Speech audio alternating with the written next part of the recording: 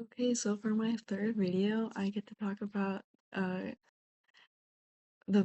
evaluating the police mission. So first, I'm gonna talk about um crime fighting and service roles in policing. So first, like with the strengths with crime fighting, it discourages an action immediately. It provides visible authority and a clear focus on crime reduction, as well as it also provides a quick response to the threat. So it can help out a lot. And then for weaknesses, I talk about this a lot in the last video, but like the us versus them mentality.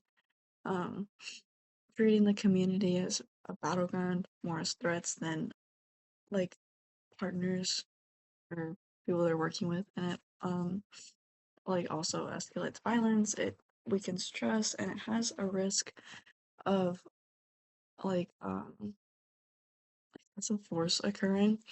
And the risk with that is the warrior model like authorizes excessive force and surveillance, which I guess in um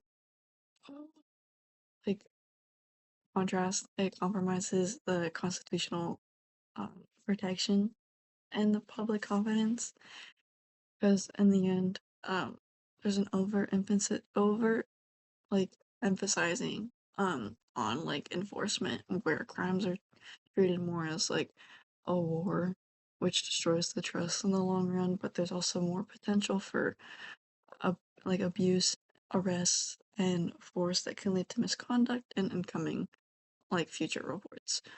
But also because there's a narrow scope that focuses on crime suspension while also like border social problems are ignored, like mental health, poverty, and community disputes. And for the public servant, the strengths are like that they can build legit trust, address situations from the root, and um, like encourage cooperation with citizens. And they're more open, they're more comfortable, they're more like willing to talk about whatever the public servant needs to find out. A weakness is that they can be considered like soft or like inefficient against serious crimes. They require more time, more resources, and it can just be frustrating to trained officers in the um, enforcement. And then for the perception on that, it's viewed positively for the most part, but again, they're seen as soft, so it could be um, it could be different. Also because sometimes they're just like doubted upon because of their role and how they can operate their role. But it's a community orientated policing like matter, so it demands more training, more funding that departments may lack, and there's skepticism on certain like officers who appear soft when facing crimes. Some public servants also like blur they have like blurred boundaries. So if they're like a social worker or um like a welfare agent at any point, it may weaken their crime control to other people. So other people will just assume that they're not in the right mindset for to handle crimes a certain way. So they just have like less what's the word, like less like I don't know. They just have like less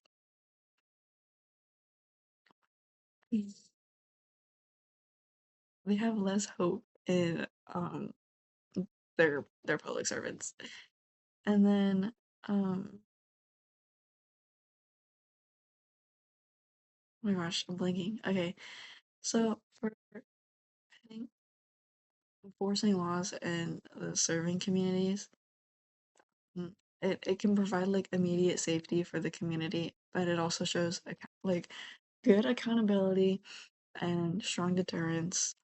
But on the bad side, it can like foster um, militarization and increase like the risk of use of force or excessive force, which is not good for like enforcing laws. or serving communities. So it just overall is not a good like aspect to have. But for the perception, it can criticize like biased opinions and aggression and lack of transparency. So they're not gonna like really trust their local law enforcement because they have a lack of transparency and they don't understand, like the community won't understand fully like what they're trying to do or like how they're trying to do it. Um, and then for the next one, like strengths, it increases or for serving communities, I think. It increases legit like trust. It encourages cooperation for the community, addresses problems from the root for the solution instead of like waiting and then they try to address it and it's too late and they can't do anything about it. Um, but it may weaken uh, enforcement capacity. So like they won't have as many people because they don't know or like they don't need as many people to handle a situation if they're good at it and they can address it well. So they won't need as many people. Um, but again, it can be a downside with everything because they might be considered soft yet again.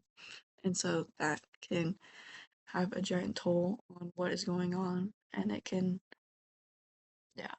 Um for like the tension and overlaps between the roles, like short term versus long term enforcement delivers immediate orders on arrest and citations and um so services build like long term trust and legitimacy um with their like community. So they aim for that. And then quick wins for law enforcement can like ruin trust again because they need like more sustainable crime reduction instead of just getting to the just getting it over with and getting to the they need more than that. And then for public expectation, like communities want their police to be tough in crimes, um, but like compassionate when they need help. So that can build a lot of tension, which can be contradicting, but it leaves like officers criticized no matter the role that they emphasize. So either way, there's not a lot that they can do, but that's just the goal that they have for the most part. And then overlaps like enforcement and services merge when the officer partners with residents to prevent crimes, neighborhood watch or something, or um, liking. But yeah, foot patrols are also good because like they can help find crimes when while they are also building community relations or like helping people out or like even like little crimes that they didn't think were happening they could find on foot patrol and they could just um get to know the community better as they're fighting low level crimes or even high end crimes.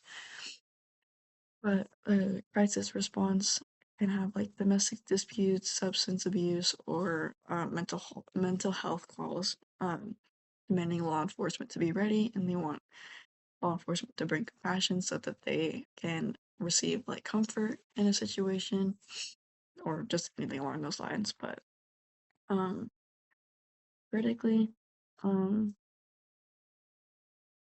they for like I think it's like criticizing like the balance between the roles of policy and practice. Like in general, they both blend together, but enforcement languages often dominate. So like at higher up, get more of a say. But departments also experience with engagement, um, and like the consistency of the engagement can also vary. So it kind of just depends on what you're working with. And then depending on that, it also depends on what they do and like how they do it or what they might do or who they might interact with. But the policy emphasizes on crime suppression and arrest, and for the public, they are limited, like they are only limited to release so much, um, press releases or incident updates, so that can have a um impact on the whole thing in itself. And then like a case that could like all of this could like relate to is like the George Floyd case, because the movement of the defund the police was a critical move. It was very like full of criticism, and it was more towards their militarized enforcement than their like, yeah. So it was a big impact. And then in high profile incidents of excessive force, that also demonstrates how enforcement undermines um, how they act or what they show or how they react or whatever. But departments also struggle to find a balance of like how their enforcement operates. So like certain visibility can betray how the department looks. So whether it's like the way they operate, the way that they work together, the way that they um like take down something from the source or from the root, that can have a giant impact on how the department rolls. So thank you.